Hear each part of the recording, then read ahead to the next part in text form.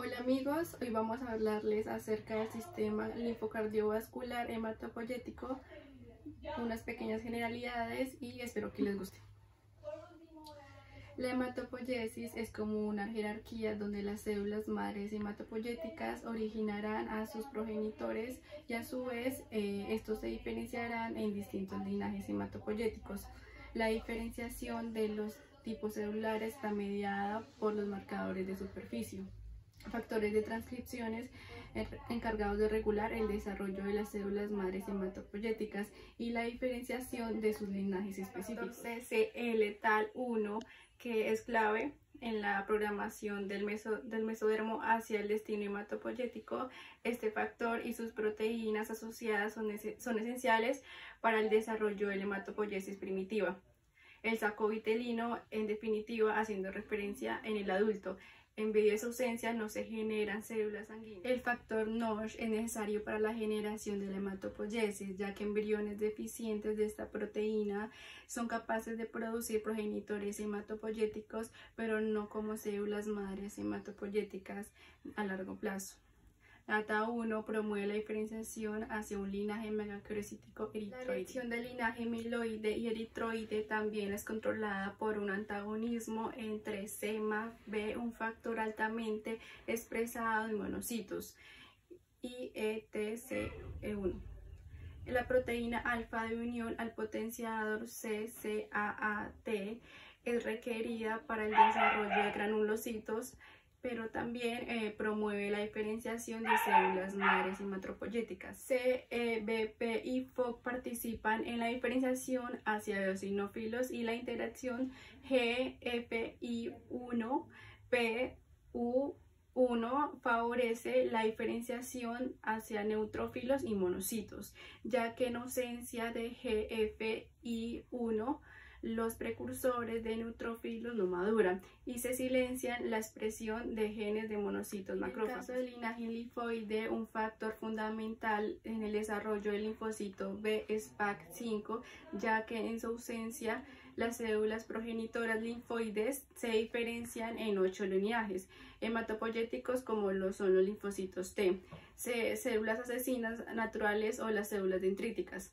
GATA3, un factor de transcripción específico de células T, solo funcionan bajo la señalización de NOSH. Hablando históricamente del timo, el timo es un órgano linfático primario especializado en el sistema inmunológico donde maduran las células T.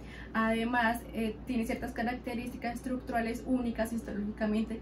El timo también contiene macrófagos, aunque son difíciles de distinguir de las células epitelio-reticulares. El timo joven es muy celular y contiene un mínimo de células de tejido adiposo. En cambio, en el timo de más edad se encuentra mucho tejido adiposo entre los lóbulos. En evolución continua, los adipocitos aparecen aún dentro de la corteza tímica, además en la parte periférica de la parte tímica. En involución pueden encontrarse células plasmáticas. Los principales componentes del timo son los linfocitos, con sus características núcleos pequeños, redondos e hipercromáticos, y las células de sostén epitelio-reticulares con sus núcleos grandes y pálidos.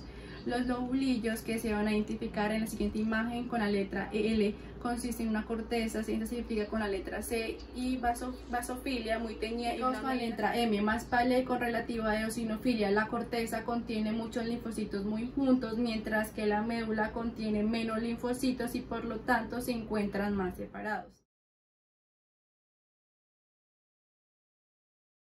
La diferencia relativa en la población de linfocitos y la tinción de sus núcleos con hematoxilina son la causa de la diferencia de aspecto entre la corteza y la médula. El componente medular es una masa ramificada continua que está rodeada por epitelio, por el tejido cortical.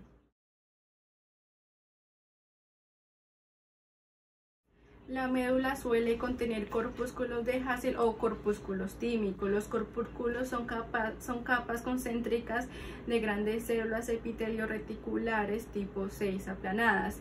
Se tiñen bien con la eosina y pueden distinguirse fácilmente con poco aumento.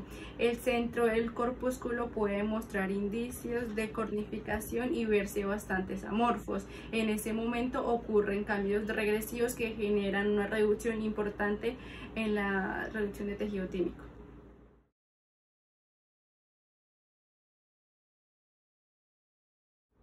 Hablando embriológicamente, el timo se origina de la superficie ventrolateral y de la porción ventral de la tercera y cuarta bolsa faríngea, respectivamente, elementos derivados de las 3 capas germinales.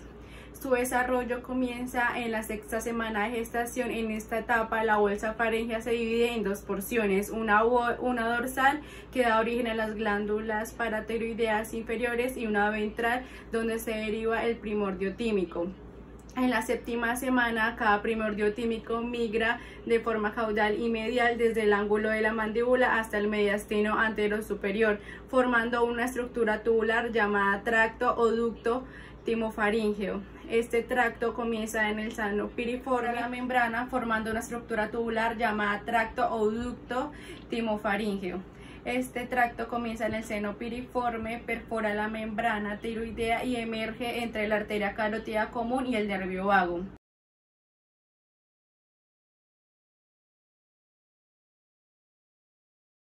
¿Por qué se desarrolla el timoma y cómo se manifiesta clínicamente en el paciente? La respuesta a esto es que el timoma es una neoplasia en el timo, son tumores poco frecuentes de las células en la superficie externa del timo. Histológicamente, las células tumorales de un timoma son parecidas a las células del timo.